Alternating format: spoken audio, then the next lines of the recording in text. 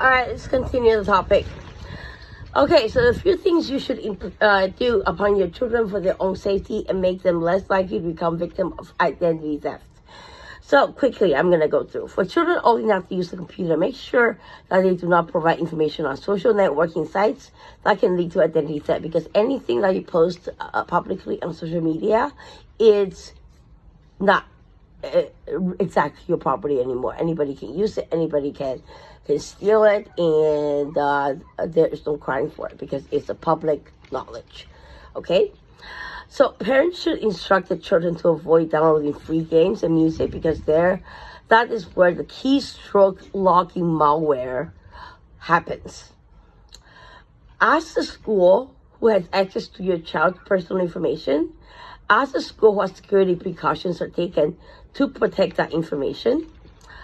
When you receive communication from the school asking for personal information about your child, always make sure that you know who have access to this information and whether you can opt out of sharing this information if you not feel comfortable. FERPA, or FERPA, is the Family Educational Right and Privacy Act. What it is in the United States, not in Canada, sorry. It's a federal law that protects the privacy of student education records. Okay, I have a problem with that because the Canadian government actually lost the key, and now I'm a victim. I've been a victim since 2013 onward, because they're targeting people and they purposely lose the key and containing 25,000 students. So I'm one of them. It's a class action lawsuit. They didn't give it to me. They stole my mail. So you really have to watch out, for your student education and stuff.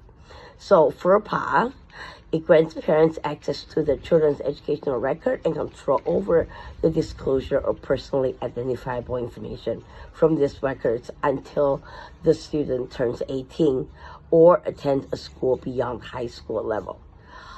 Carefully read the FERPA notice that the school must provide you so that you are aware of your rights to see your child's educational records. Many schools also maintain a student directory that can contain your child's name, and it's like every school does that. Name, address, date of birth, telephone number, email address, and anything just as well as a photograph, right?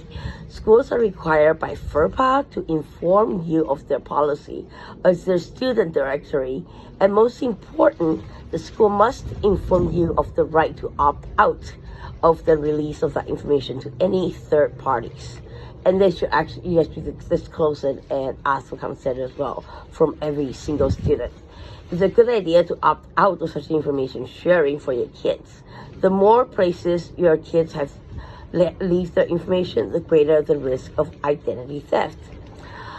Make sure that your child participates in a program at school that is not sponsored by the school, that you are aware of the privacy policy of that third party.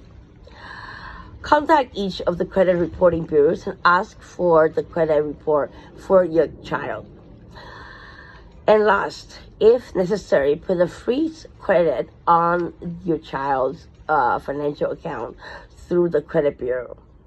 So, I just want to finish this off saying foster children is already in a not so good place. We can't really help them as much as we want to. But foster children are the most targeted for identity thieves due to the fact that they do not usually have someone protecting them. Just be aware that do your best to help these kids out if you can. Being fostered is already traumatic enough for them. And I know, there are foster kids that goes from foster homes to foster homes. Like, it's not healthy for them already. So,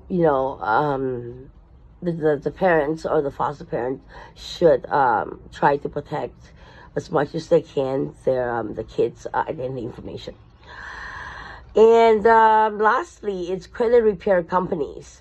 And you can read that in the description below. And thank you again for watching this episode. Bye-bye.